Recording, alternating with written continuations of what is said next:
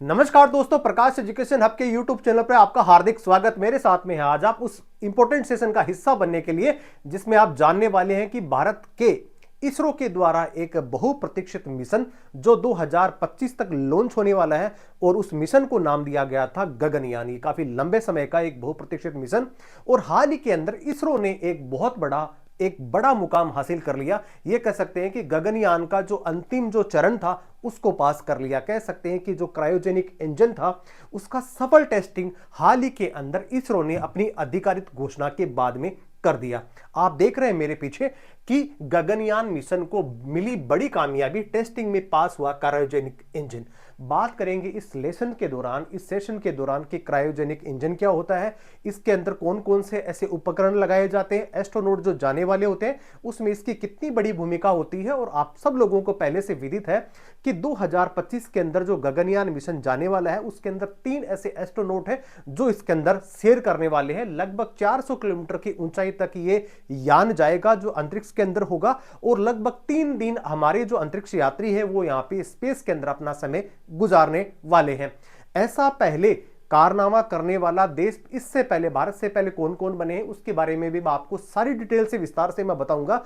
तो बने रहिए वीडियोस के अंत तक। आप मेरे पीछे देख रहे हैं कि बहुत बड़ी एक उपलब्धि जो गगनयान मिशन के तौर पे देखी जा रही थी कि क्रायोजेनिक जो इंजन है उसका सफल टेस्टिंग होना सबसे अंतिम चरण था, उसका अंतिम मुकाम था और उसको हाल ही के अंदर इसरो ने उसको भी 100% अपने ही लिए पास कर लिया है। तो आप सेशन के अंत तक बने रहिएगा।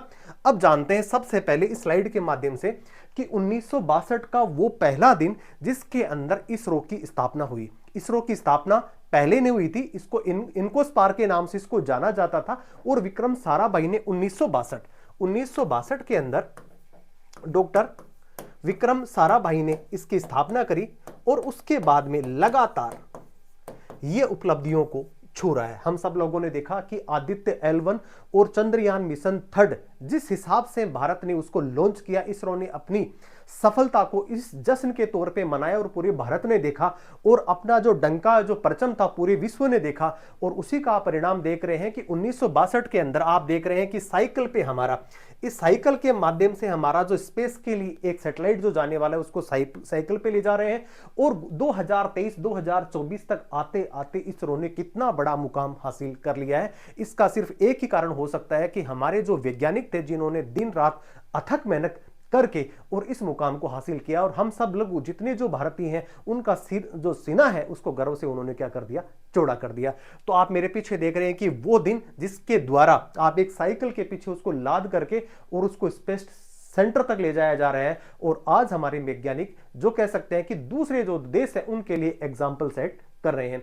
तो आज के सेशन के अंदर जानने वाले हैं कि क्रायोजेनिक इंजन क्या होता है और गगनयान मिशन का पूरा हम डिटेल से एनालिसिस करेंगे कि मिशन यान क्या है, 2025 तक हमें कितने चरणों से आगे गुजरना पड़ेगा और कौन कौन सी इसमें बाधाएं आने वाली हैं और इसका सफल टेस्टिंग क्या पहले हो चुका है। जी हां, 2023 के अंदर इसका सफल प्रायोगिक टेस्ट तो हो गया और जिसके अंदर हमने बंगाल की खाड़ी में इस प्रकार का टेस्ट किया कि जैसे ही गगनयान जब जाएगा अंतरिक्ष के अंदर उसके बाद में जब वापस सफल लैंडिंग करेंगे तो समुद्र के अंदर इसकी लैंडिंग होगी। क्या लैंडिंग सफल हो पाएगी कि नहीं हो पाएगी, क्या अगर अंतरिक्ष के अंदर भी किसी प्रकार की अगर कोई तकनीकी खामी आ जाती है तब हमारे वैज्ञानिक कैसे उन एस्ट्रोनॉट को सुरक्षित बाहर लेकर के आ जाएंगे।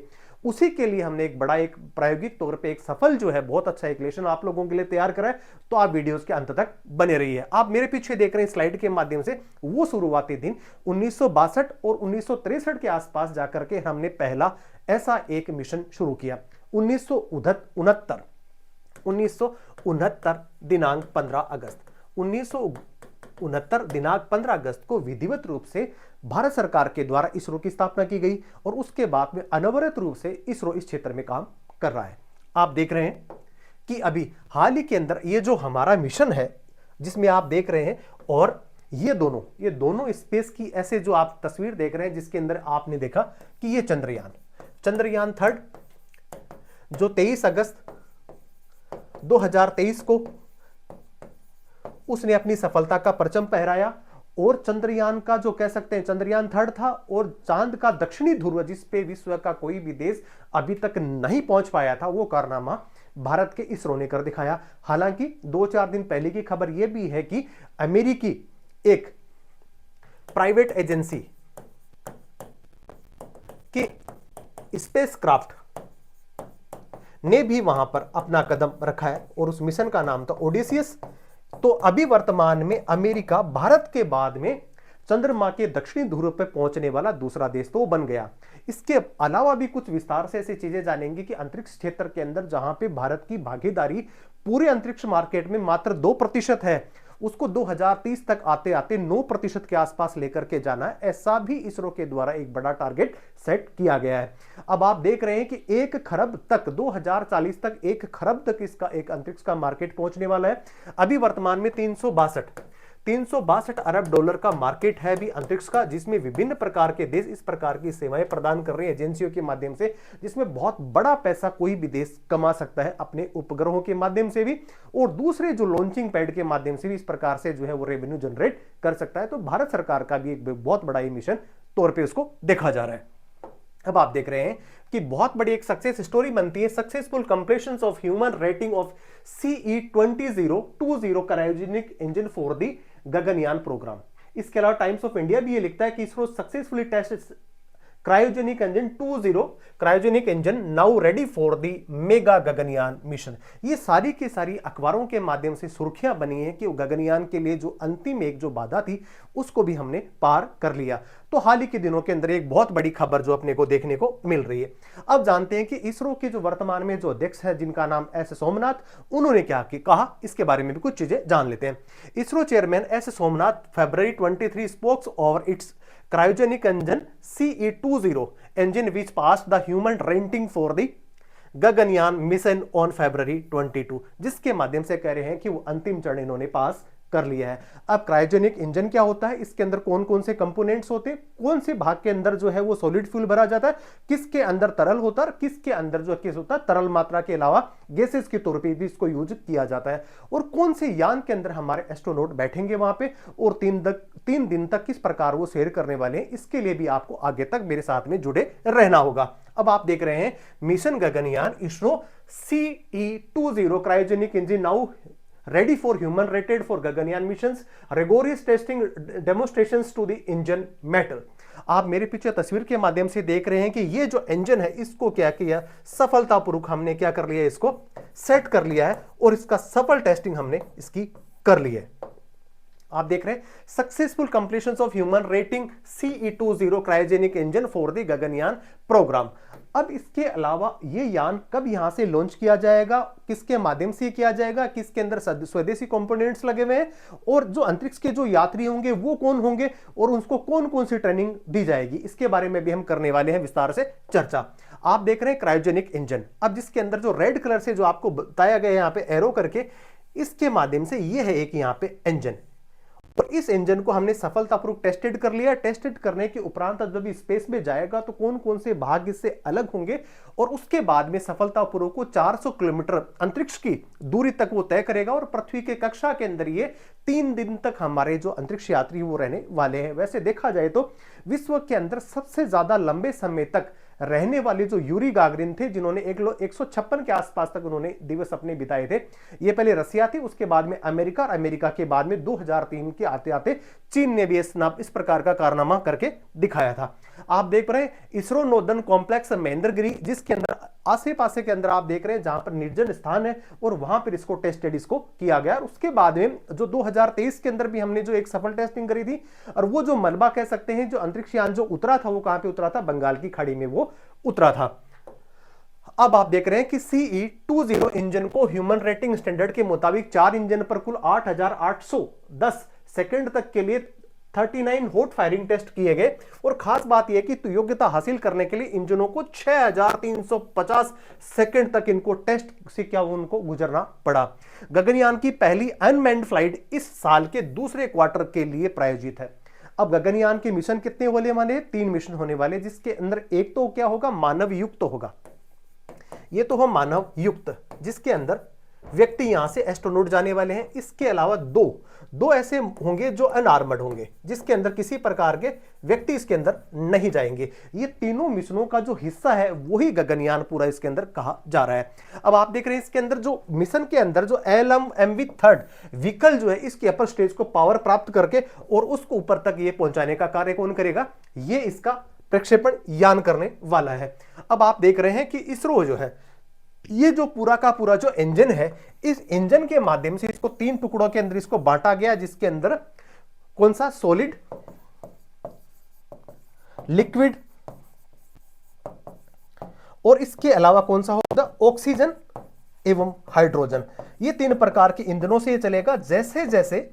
जैसे जैसे सॉलिड वाला होगा, जैसे इसका फ्यूल कंजप्शन होगा, ये अपने आप ही रॉकेट से अलग हो जाएगा। उसके उपरांत कौन सा होगा? लिक्विड वाला होगा, जहाज पे इसका फ्यूल जलेगा और वो अपने आप से अलग हो जाएगा। और लास्ट में कौन सा बचेगा? वही क्रायोजेनिक इंजन है, जिसके अंदर ऑक्सीजन तरल मात्रा के अंदर भी होगी, हाइड्रोजन भी तरल मात्रा के अंदर होगी, और इसके अलावा उसका जो टेम्परेचर है वो -200 के आसपास रहने वाला है, और उससे इनको ऊर्जा मिल सकेगी। इसके अलावा एस्ट्रोनॉट किन किन चीजों का ध्यान रखेंगे? वहां पे रहने का, खाने का, इसके अलावा कौन कौन से उनको किस प्रकार से जो वायु रहित वातावरण होता है जिसके अंदर जो ग्रेविटी शून्य होती है, उस समय इनको कौन कौन सी चीजें करनी होगी। इसके लिए बेंगलुरु के अंदर एक विशेष प्रशिक्षण है वो भी एस्ट्रोनॉट का वर्तमान में वहां पे चल रहा है। तो आप देख रहे हैं कि व्हाट इज क्रायोजेनिक इंजन। ये सबसे बड़ी इंपॉर्टेंट चीज है कि वर्तमान में हम सब लोग जानना चाह रहे हैं कि क्रायोजेनिक इंजन होता क्या है और क्यों इतना बड़ा पेचीदा कार्य था कि इसरो के लगातार अथक प्रयास करने के बाद भी इस प्रकार का वो इंजन नहीं बना पा रहा था। इससे पहले हमने सहायता लेने की कोशिश रूस से भी करी, अमेरिका से भी करी, लेकिन बात नहीं बनी। और उसके बाद में हमारे वैज्ञानिकों ने ठान लिया कि ये क्रायोजेनिक इंजन बनाए बिना अपनी बात बन नहीं सकेगी, हम अंतरिक्ष तक नहीं पहुंच पाएंगे बिना किसी दूसरे की मदद से। और वो हमारे जो वैज्ञानिक हैं उन्होंने ये कारनामा कर दिखाया। अब जानते हैं और ध्यान देने योग्य जो बात है, जो इस पूरे के पूरे जो अभी सेशन की जो थीम है, सबसे महत्वपूर्ण जो तथ्य है वो आप जानने वाले हैं कि क्रायोजेनिक इंजन होता क्या है। आमतौर पर सैटेलाइट लॉन्च करने के लिए रॉकेट इंजन के 3 क्या होते हैं? प्रमुख स्टेजेस होते हैं। रॉकेट के कितने स्टेजेस होते हैं? 3 होते हैं। कौन कौन से होते हैं? पहले स्टेज में इंजन क्या होता है? इसमें सॉलिड रॉकेट फ्यूल होता है, जैसा कि मैंने आपको बताया बूस्टर का इस्तेमाल किया जाता है। इस इंजन में सॉलिड फ्यूल होता है और इस स्टेज के बाद सॉलिड फ्यूल जल करके रॉकेट को आगे बढ़ाता है और स्वयं जल करके क्या हो जाता है? उससे वो अलग हो जाता है। तो एक हिस्सा तो जैसे ही सॉलिड का होगा और वो से अपने आप से वो क्या हो जाएगा? डिस्कनेक्ट हो जाएगा। अब बात करते हैं लिक्विड वाले की। दूसरे स्टेज में क्या होने वाला है कि लिक्विड फ्यूल इंजन का इस्तेमाल होता है और लिक्विड फ्यूल के जलने यानी दूसरी स्टेज पूरी होते ही ये भी अपने आप से क्या हो जाएगा? रॉकेट से वो अलग हो जाता है। अब बात करते हैं कि तीसरा जो इंपॉर्टेंट सेशन है वो कौन सा है? तीसरे और आखिरी स्टेज के अंदर क्रायोजेनिक इंजन का इस्तेमाल होता है जो स्पेस में काम करता है। सबसे इंपॉर्टेंट यही है कि स्पेस के अंदर काम करने वाला जो इंजन होता है वही क्रायोजेनिक इंजन होता है। क्रायो का मतलब क्या होता है? क्रायो का मतलब होता है निचला, या कह सकते हैं शून्य से भी कम, सबसे कम तापमान के अंदर, जो बेहद कम तापमान के अंदर जो काम करने वाला जो इंजन होता है उसी को ही क्रायोजेनिक इंजन कहते हैं। अब आप देख रहे हैं मेरे पीछे बेहद कम तापमान, यानी ऐसा इंजन जो कि बेहद कम तापमान पर काम करे और उसे क्रायोजेनिक इंजन ही कहा जाता है। अब आप देख रहे हैं क्रायोजेनिक इंजन में फ्यूल के रूप में लिक्विड ऑक्सीजन होती है और साथ में क्या होता है? हाइड्रोजन होता है। लेकिन आप इसमें देख रहे हैं कि -183 के आसपास ऑक्सीजन होती है और इसके अलावा हाइड्रोजन का जो सेल्सियस का जो टेम्परेचर होता है वो कितना? 253 डिग्री माइनस इसका क्या होता है? सेंटीग्रेड पे स्टोर किया इसको जा सकता है। इन गैसों को लिक्विड में बदलकर उन्हें 0 से भी कम तापमान पे इनको रखा जाता है और उसके बाद में यही जो गैसें हैं वो वहां पे फ्यूल का काम वो करती हैं। और अंतरिक्ष के अंदर जो मेन इंपोर्टेंट जो इंजन काम करता है वो कौन सा करता है? वो भी क्रायोजेनिक इंजन ही करता है। अब आप देख रहे हैं कि इसके जो स्टेजेस हैं मैं आपको बताने वाला हूं इस पिक्चर के माध्यम से कि लिक्विड वाला कौन सा है और उसके बाद में ठोस वाला कौन सा है और क्रायोजेनिक कौन सा है। अब आप देख रहे हैं इसके अंदर ये जो इंपॉर्टेंट है ये वाला, ये क्रायोजेनिक इंजन है जो सबसे 3rd स्टेज के अंदर आपको नजर ये आ रहा है। और यहीं पे क्या होगा कि ये सारे के सारे जो लोग एस्ट्रोनॉट है इसी के अंदर यहाँ पे वो बैठे होंगे।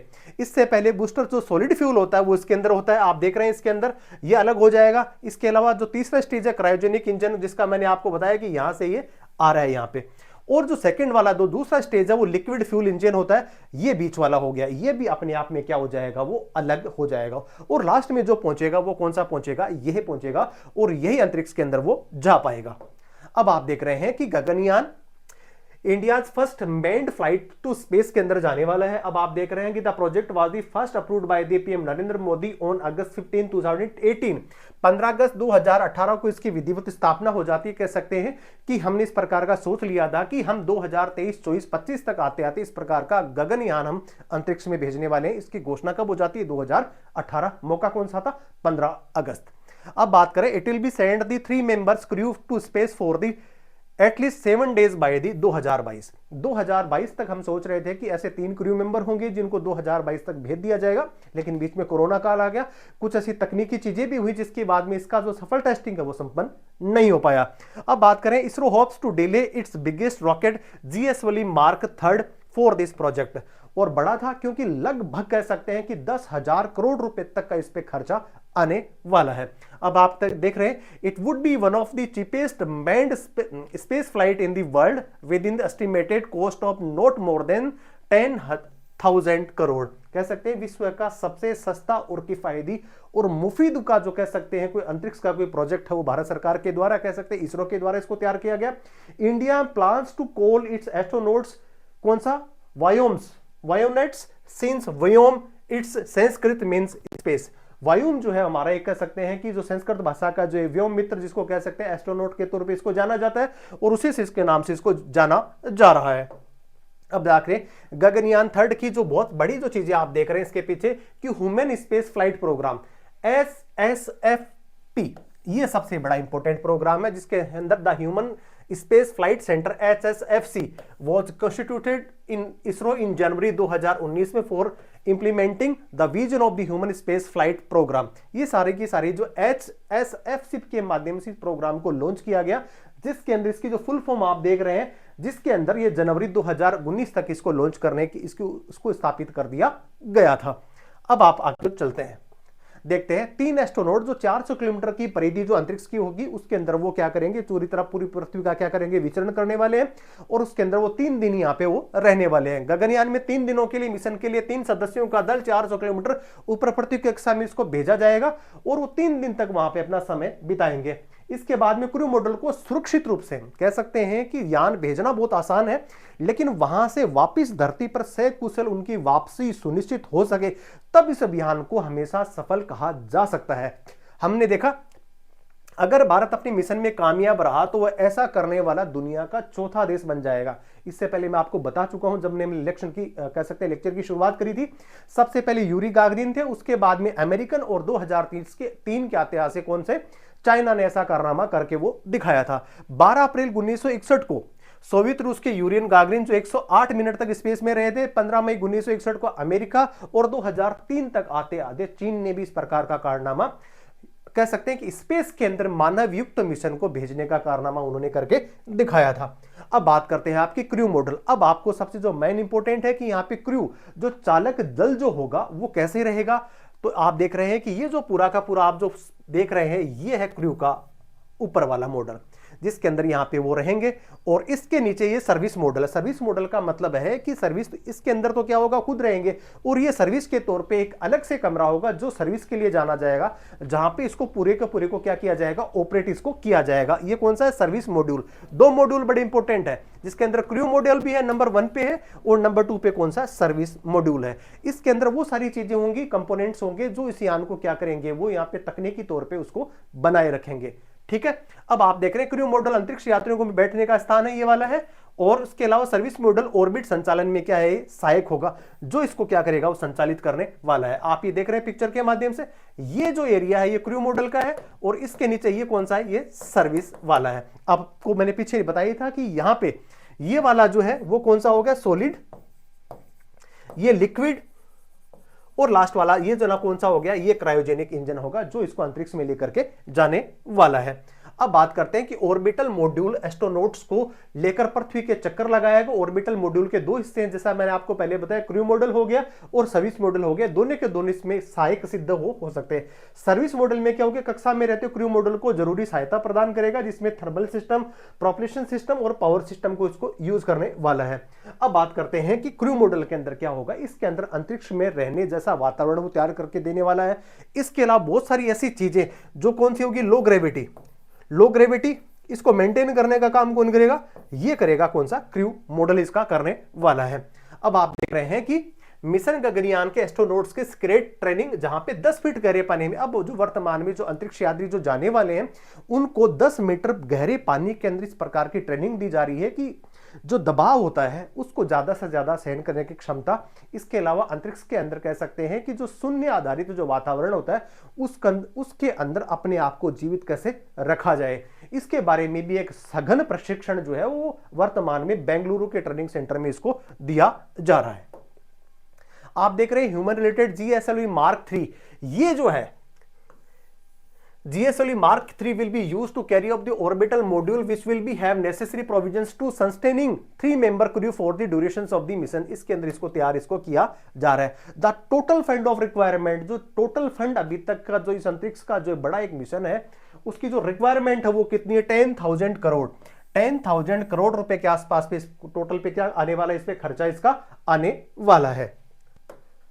इसके अलावा आप देख रहे हैं कौन सा लॉन्च अब करते हैं गगनयान मिशन में, कौन सा लॉन्च व्हीकल क्रायोजेनिक सिस्टम को पावर करेगा। तो इसके अंदर आपसे प्रश्न पूछा जा रहा है कि इसका जो कौन सा करने वाला है, तो इसका आज आंसर कौन से होने वाला है।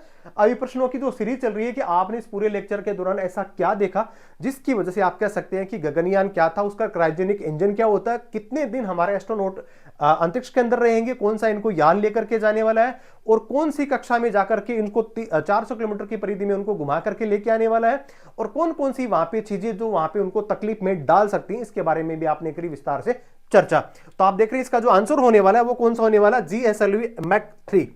अब बात करते हैं गगनयान मिशन के ट्रायल में नाम की महिला रोबोट भेजी जाएगी, इसका कौन सा है? तो इसके लिए जो है वो कौन सा? व्योम मित्र जो है इसकी महिला एक रोबोट भी भेजी जाएगी। ये भी आपने इस प्रश्न के माध्यम से जाना।